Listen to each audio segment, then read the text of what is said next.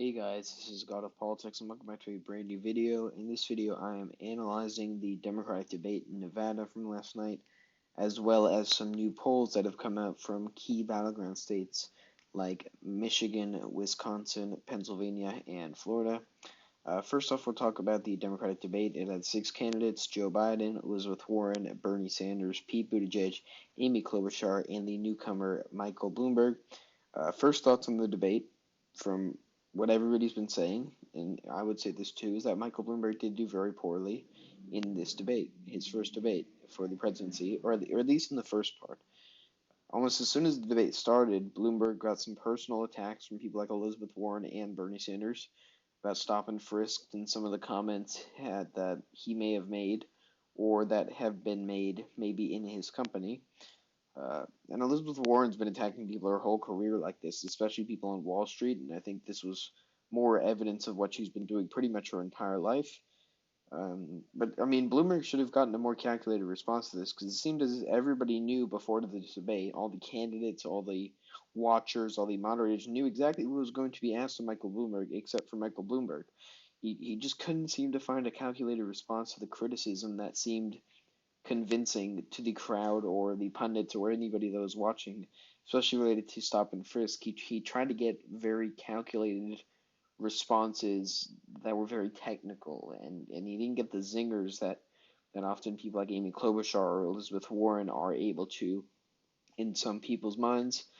I mean, they also basically tried to get Michael Bloomer to apologize for being a billionaire and being successful in life. I think it was Chuck Todd asked him, "Should you exist? Should being successful in life be allowed? Being that successful?" Bernie basically said billionaires should not exist because it's bad that he's employing thousands of people and giving them good wages and everything like that. But that's a whole other story. I mean, mind you, the crowd consisted of people from a state where Michael Bloomberg hasn't even been campaigning and he's not even on the ballot. So a lot of the things that Michael Bloomberg may have gotten a good response from in a different crowd, he was not able to get here because he's not campaigning in the state. So in that respect, he's already at a disadvantage. Looking at this New York Times article here, we can also see, if we go down here, that there was a very fiery exchange between Mayor Pete Buttigieg of South Bend, Indiana, and Senator Amy Klobuchar. Um, for some odd reason, the moderator from Univision asked a question about Amy Klobuchar forgetting the name of Mexico's president, and that turned into an all-out feud between Pete and Amy, talking about foreign policy and their qualifications for the presidency, as it says here. I mean, it was kind of ridiculous that they even asked Amy Klobuchar about just a mistake that she happened to make in the first place. Thought it was kind of odd, but it just showed the deep hatred that Amy Klobuchar seems to have for Pete Buttigieg, and they've been arguing quite a lot recently. I mean, they're kind of trying to get the same voters to get that 15% that they need to be viable, but they're really going after each other. Going to another article here from the New York Times. We scroll up here to the top. This is how it rates the best performance from best to worst. As you can see here, Michael Bloomberg did the worst by far, and Elizabeth Warren was rated the best. They talk about how Elizabeth Warren had a lot of the more memorable moments of the night, especially in the first half when they talked about stop and frisk and everything like that. The second half, Michael Bloomberg actually made a comeback and was actually able to do quite well when talking about climate change and things like that. They also rated Bernie Sanders' performances quite well, which I'm actually kind of surprised by how little attacks he got. He's still a front runner in the race and was barely even attacked. Uh, See, it says here, Gil Duran, who gave him a 9.1 rating, a very high rating.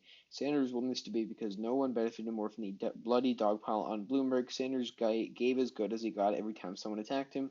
Warren saw the show, but Sanders emerged unscathed and poised to maintain his momentum. He has had the momentum this entire time going into the race. The only attack that he really got, other besides healthcare, which he's been getting this entire time, and Bernie still can't seem to give a straight answer to, was from Bloomberg, who basically called him a communist, which I thought was pretty funny. But Bernie called it a cheap shot. But other than that, he didn't really get much attacks other than from Pete Buttigieg, I think, talking about how much his healthcare plan costs, which Bernie still can't seem to give an answer to. Like many of the tough questions, Bernie's like a broken record. He's giving the same responses to all the questions about things that he's been saying for 40 years, and he can't answer the tough questions that are going to have to answer them at some point. Elizabeth Warren spent her entire time going after Mike Bloomberg when she's not going to be able to get any support from him. And a lot of the support that's been going to Mike Bloomberg, or at least most of it, has been coming from Joe Biden, who got poor performances in Iowa and New Hampshire. And all the support that she once had when she was the front runner, actually, is that she'll need to get again is coming from Bernie.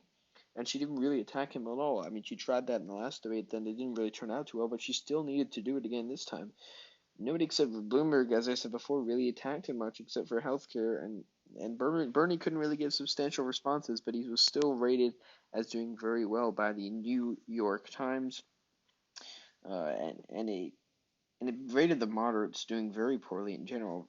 They said Joe Biden had a very good debate, but he got the second least speaking time after Michael Bloomberg, which most of the speaking time was trying to defend some of the comments he made, although he actually didn't do a very good job of that. Now we will turn to we'll change our focus here to look at some new polls that came out from the state of Wisconsin, Michigan, Pennsylvania, and Florida. The U.S. polls were all done by Quinnipiac and are actually very interesting. The Michigan and Pennsylvania poll had all of the Democrats up by quite large margins. If we look at Michigan first here, you can see Buttigieg, Klobuchar, and Warren were barely up by 1 and 2 points respectively, whereas Biden, Sanders, and Bloomberg were up by larger margins. Same thing with the Pennsylvania polls here. Biden was up by 8 points. It was the state where he was born. He still does have appeal to those places. Sanders was not up by very much. I know he is opposed to fracking. A lot of these polls, especially with candidates like Sanders, Buttigieg, and Klobuchar, and Warren, they are up by less of a margin than Hillary was up. Hillary, I think, was up by 7 points in Michigan, and then she ended up losing it in the polls. The polls have been heavily skewed towards Democrats, except in the state of Wisconsin, which was kind of weird because, for example, what you see with Warren and Klobuchar here, we're losing by double digits to Trump in Wisconsin, the state that went by about the same percentage points to Trump, and by the same polling place. It is kind of odd that you'd have Biden down by 7 points in a state that he won by 15 with Obama. But that's what we've seen here. But we've also seen some polls from a different polling service from the state of Florida, which had Bloomberg up by 6 points. There are a lot of Jewish people in Florida, and Bloomberg does have a lot of ties to Florida. He calls it New York's sixth borough. A lot of New Yorkers go there. Biden was up by 1 point, but Klobuchar and Buttigieg were down by 4, and Warren and Sanders were tied. I think that these polls can't be really trusted at all, to be honest. A Quinnipiac poll that by one has set Biden up by 8 in Pennsylvania and then losing by 7 in Wisconsin seems kind of ridiculous, especially by the same polling service. And I think that it's kind of ridiculous. But I think we've also seen that the approval rating polls for Donald Trump have been going up too. He didn't really get any net positive approval rating polls before very recently, but now he's getting a lot of them.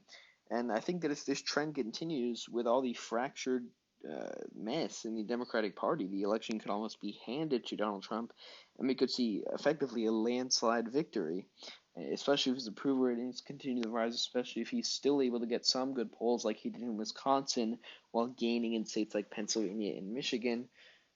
We could see that depending on the candidate, Donald Trump could win by a very large margin.